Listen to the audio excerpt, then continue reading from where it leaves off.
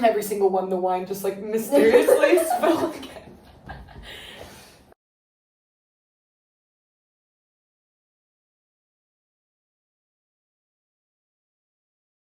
Hello, my name is Maggie. I am the founder and editor-in-chief of Generation Magazine. So this is a project I started this year living in Spain. It's my second year in Spain. And I made it because in all of my experience of working in magazine journalism and with young people at universities, I realized there's kind of this lack of space for young people to just be able to write about whatever they want and not have to, kind of fight for publication.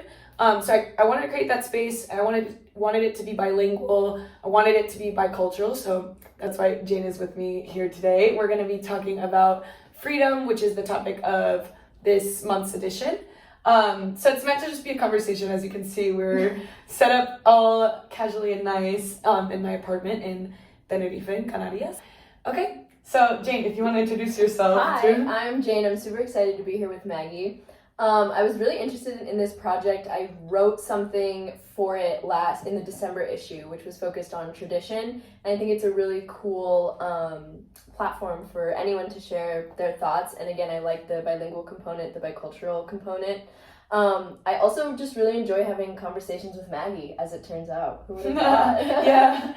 So I'm super excited to talk about our topic today. For the means of our conversation, we're talking about freedom in which ways? I think in all the ways, which I think is the most complicated part of the conversation. Like I said, when you approached me of freedom on the beach, I immediately thought about being topless on the beach, which again, coming from the United States culture, no one in quotes, like really does that. As in, like, you wouldn't see really young people just hanging out on the beach with their friends and the women being topless. And that for me was a really big culture shock, but it was also kind of freeing to do it, I found. And it immediately, I think just because of the context, I thought about writing about that. And I think I told you, I was like, I want to title it "The Empress Has No Clothes On." And I thought that'd be a fun title and something fun to write about. I'm glad we get to talk about it. All right, so now we've defined or tried to define the many types of freedom, which I think is very hard. But I think we should start with one that I found interesting, which was this kind of idea of when you have an experience like this, all of a sudden, especially coming out of college, we are awarded a lot of freedoms in terms of how we can express ourselves. And I think that's especially interesting because we're women, and expressing yourself as a woman in Spain is different than it is in the US, than it is in college, than it is as a teacher versus as a student, since we're teachers. I think for women, it's more at the forefront of their mind that when they ever go into something, it's always I could be in danger. Or what do I do?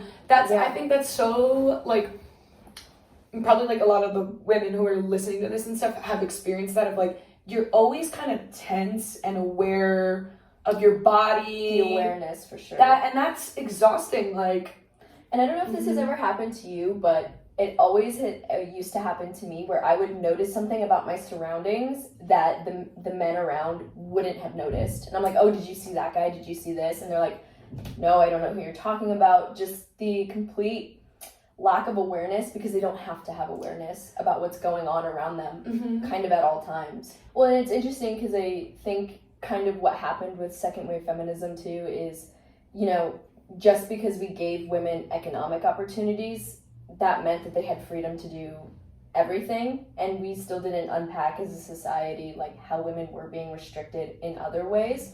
Because the main way that I think men think of freedom is economic opportunity, is in this capitalist mindset that, if you can earn your own money, you are therefore free, when I think we can all agree that we don't believe that that's true anymore. How do you assure a higher quality of life for yourself with all of the shackles? How do you enjoy life? Because it's kind of ignorance is bliss, right? Once you've already become aware of all these things that maybe before you thought were normal, or you didn't unpack as much, how do you go along having relationships with men?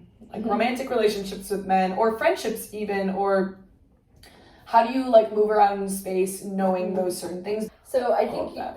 that's kind of a loaded question. Yeah. No, but I have a couple of thoughts, and I think my first thought is definitely about the makeup, the beauty industry inherently. I think we've talked about this too. Is can that ever truly be free from like the male gaze of the patriarchy? Because naturally when you put on makeup, what beauty standard are you kind of bending towards? And it has to inherently be like this patriarchal beauty standard, what people have or what men have decided is beautiful, especially in terms of like our body.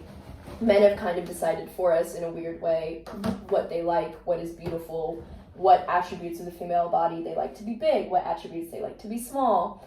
And that always changes, like... And I use that word inherently, but again, I just think a natural part of living under the patriarchy is never being able to be free from that. And now how do we go about doing it, so like wearing a tight dress or something is something that we maybe have done to appeal to this beauty standard or to garner attention in a certain way. And can that ever be inherently a free act? But I think, we have to live in this society, and I think part of that is kind of doing what you feel good, even though it may be part of some great system that's meant to oppress us, and not that that's blah blah blah, but it's kind of like, okay, well, we still have to live here and we still have to exist here, and how do we go about that? And I think a big part of that is just doing kind of whatever we want, and you can't get too bogged down by am I doing this because it's the patriarchy? Am I doing this because it's X, Y, and Z? Because you're doing it for a lot of reasons, and you just live under a lot of systems of things that are way bigger than us. And again, you have to be a person and you have to live. And a lot of that living is having fun and enjoying your life and whatever that is to enjoy your life and whatever you have to do. And I think the objectification of the female body is something that's fascinating. And I don't know if you had this similar experience in high school, but when I was in high school, it was a rule that like women couldn't run with just their sports bras. Yeah. But the men always could run without their shirts. Yeah, we had that. And so one day, like, really tried to test it and again, I had all male coaches, and honestly, like, I had a really great high school track coach, but, every time I would try to, like, push it, the boys coach was very, like, strict about it. And I was like, well, if I can't run with my sports bra, I don't think it's fair that men get to run with their shirts off. I just didn't see the fairness, and it was like, no, it's different. And when you ask them to explain why is it different, they get all because and I think it ends up being because your body is sexual and males' bodies aren't. And when you're like 17 years old and you know that, but you can't make this grown man like say it and understand it, it's so frustrating to be like, I know. Yeah, and I think it's also like that's a great example because it couples sexuality with shame too. Yeah, like cover up. Like it's like because it reminds me also of like we were talking about being topless. Like when I was a little kid, I never wore a bikini top. Mind you, my parents are European. Yeah, so really? My parents are European, so that's why. But it's funny because I remember being at like a Michigan like local pool. Like without a top, mind you, but this is why it's relevant. I didn't have boobs. I was like 12, so I didn't have late bloomer. I didn't have boobs. But I remember like a mom or something saying like you need to like put a top on her, and my mom saying like, why are you sexualizing my daughter? Like she doesn't have anything, so why would you like sexualize her child? It's just like and think about it now, and I've like talked about it with my mom as well. Of like, it's crazy because there is nothing, but you're already teaching the child a lesson, or like the girl a lesson that she should be like embarrassed by that, and embarrassed by like incoming puberty. And I think that's what we see a lot of times like in schools too, is like the first little girl to get boobs or to get her period, it's like this big act of shame. I mean, we do it to our own, we do it to ourselves too, but when we would see, one of my friends starts wearing a bra underneath her shirt, and I don't know if this was common for you, it's probably bad, but boys would go and like snap it, yeah.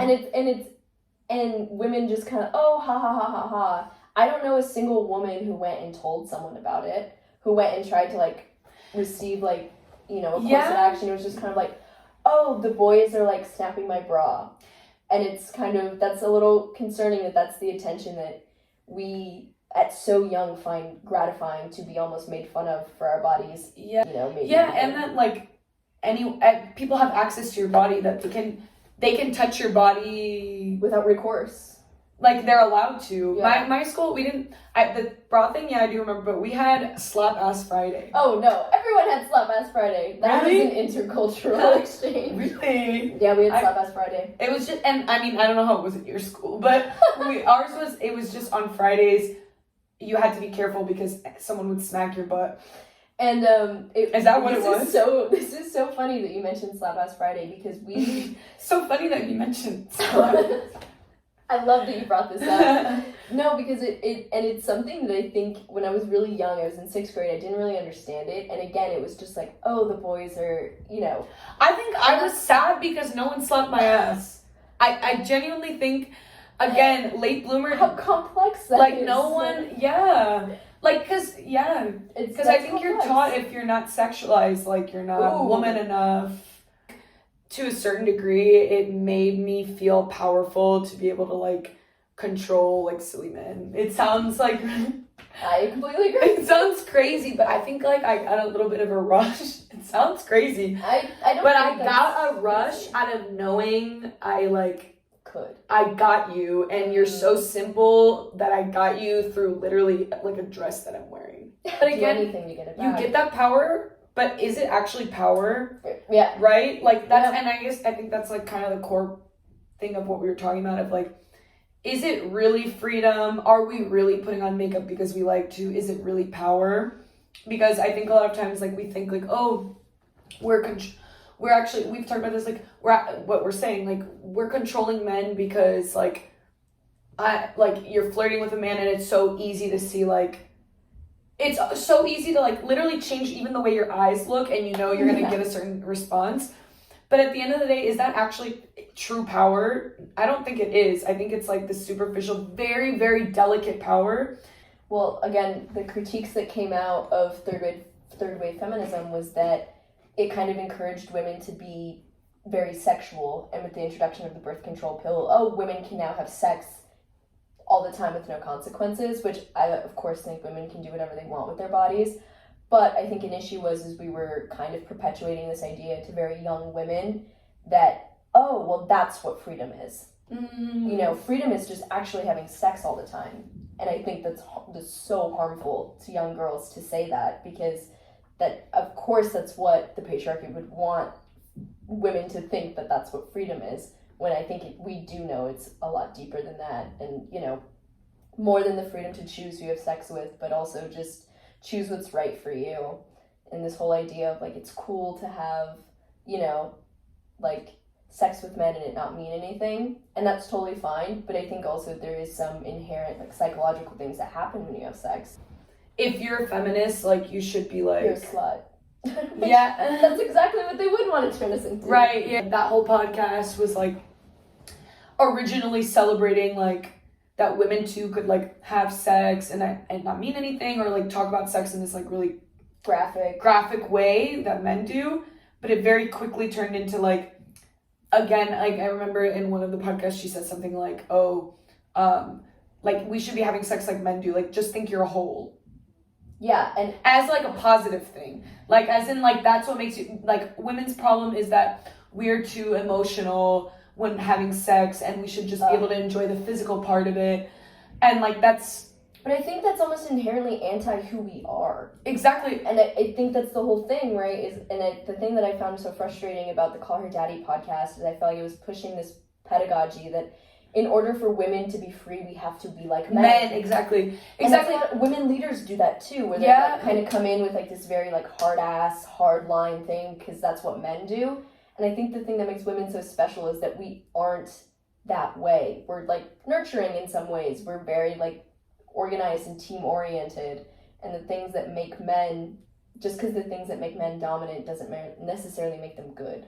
I think a lot of times with women too, right now we're in this like reckoning with everything that we've been taught is like feminine and stuff, and so I think it's cool that we're like turning everything up on its head. But I think, excuse me, for young women that leaves us a little like disoriented, because it's like okay, if I'm not having sex, I'm a bad feminist, but if I'm having too much sex, I'm also bad. Like, and what kind of, right? So it's like too much, and I don't think anyone ever scrutinizes like the way men do things, in the sense of like, oh, the advice to enjoy sex more would be to like act like a man, like don't get your feelings involved. But what if like having feelings involved in sex is like actually nice, and like men should get feelings involved? Like I don't think I've ever heard anyone say it like that. Why are we punished for the things that make us who we are?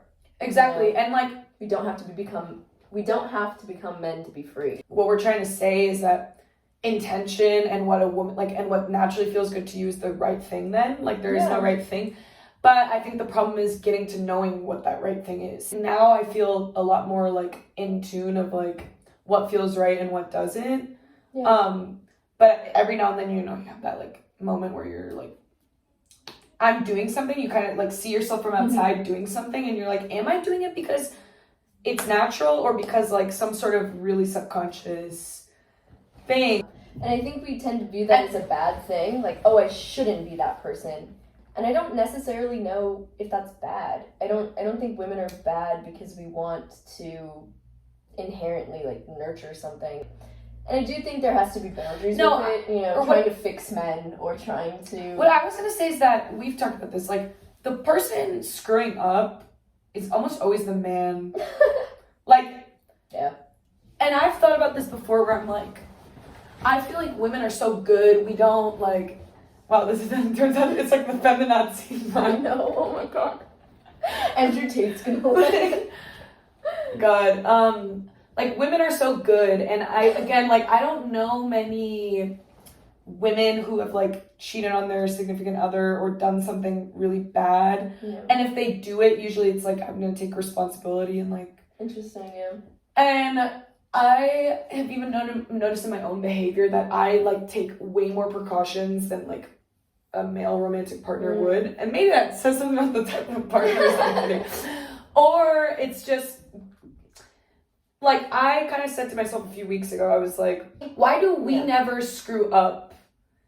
I feel like we always accept the screw up, work through the screw up with someone, but, like, we rarely screw up. And that's why there's a lot of great literature of, like, the women who have screwed up, the women who left their kids, the woman who cheated, the woman who, whatever. But sometimes I'm like, we probably are taught to prioritize men and romantic relationships, and men are always taught to prioritize themselves first, which is true. I mean, men, usually the woman, you know, stays at home with the kids, her husband is her whole life.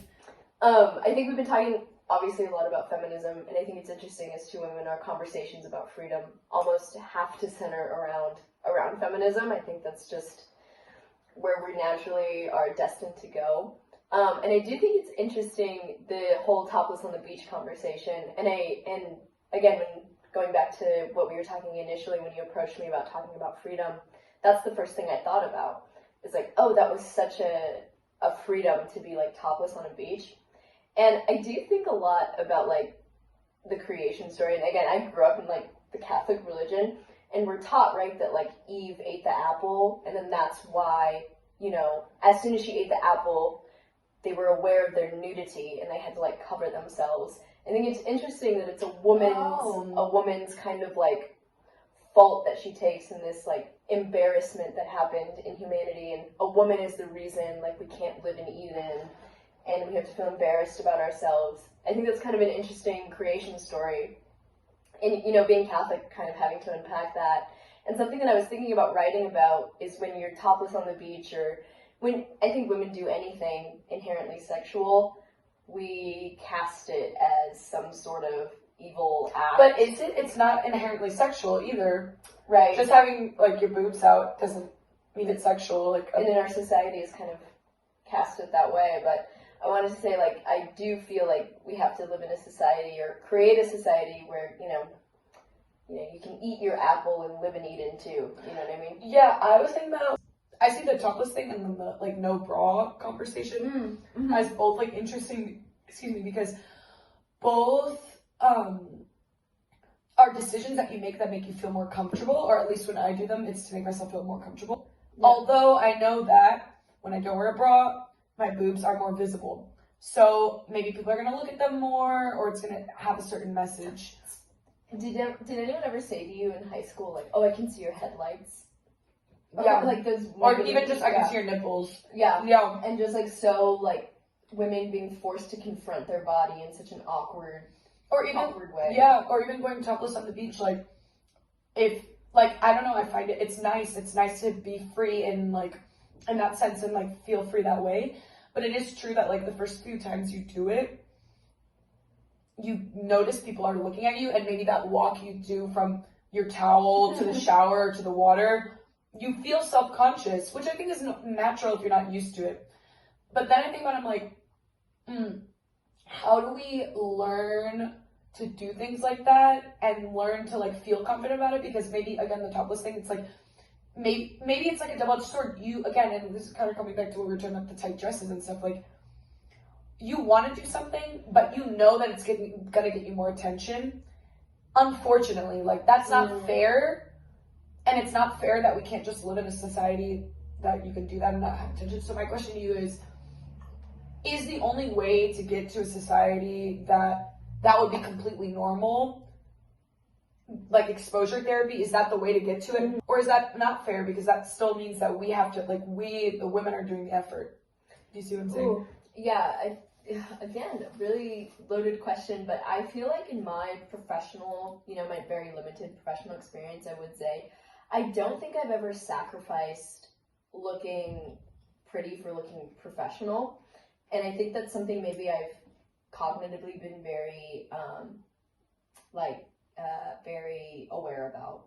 As I was never going to, not dress a certain way because I had to show up to a professional event. Not to say I would dress unprofessionally, but I definitely am more of like, I like wearing dresses, I like wearing skirts, I like wearing, I guess like typical feminine dress.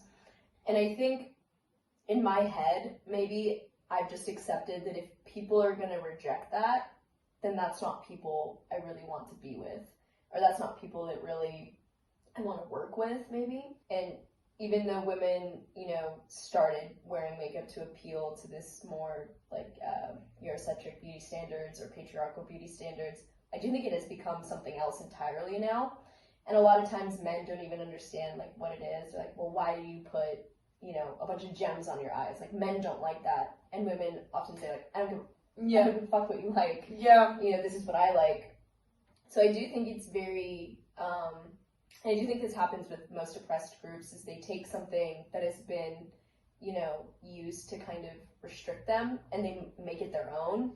And I think that that's a strong point of us, maybe. True, but maybe that's also like going back to the original point of like, is that reclamation actually liberating us? Yeah. My opinion always is like, and I don't know if this is a really resigned mentality, but it's like, it's going to be very hard to change society. And I do think, like, I guess, I don't know what you think, like, if cultural change comes first or political change comes first. We've been talking about this a lot because in Spain, we talk a lot about how the government is very progressive, and it feels like the culture kind of lags behind that a little bit. And in the US, it's the complete opposite. Yeah, and I do think that like politics and kind of like institutional change is really, really important, because I do think like, I think it's mutual. I think it's chicken and the egg too, but I do think like having language and having like tangible support is a lot of times more important than like a cultural shift. But I do think that the cultural shift usually translates into some political change. With policy, I think it's the same thing. I'm like, yes, we have a lot of like, we could do a lot of political change, like, making sure women have equal opportunities and things like that. But then again, it's like, is that enough to change all these like really small details that are super ingrained to us based on religion, like you're saying, or some things are biological too, but. Well, and it's interesting that you brought up, the, again, economic opportunity for women as a means for liberation, because I think most women in the 50s who were working or the 60s were working wouldn't say that was maybe a conducive environment to a healthy work environment. I think there was a lot of, I want to say machismo, again, that's very Spanish, but a lot of misogyny that happened in those workplaces. And it is that freedom to work under a place where you're just experiencing intense misogyny, because a lot of times they were secretaries, a lot of times they were being objectified for being in the workplace. And so I do think there has to be a cultural element that changes. I do think we've seen that a little bit more in the newer generations. I think there is a little bit more of an evening out, maybe, and maybe not as much as we would like, but I definitely do think, again, with the Me Too movement, I do think did a lot of good obviously did a lot of good with kind of bringing to fruition that I don't even think men know that the way they act is harmful, and that is so difficult, and I don't want to give them an excuse for their ignorance, but I do really feel like they don't even know. And it's kind of very hard to... How do you get them on board?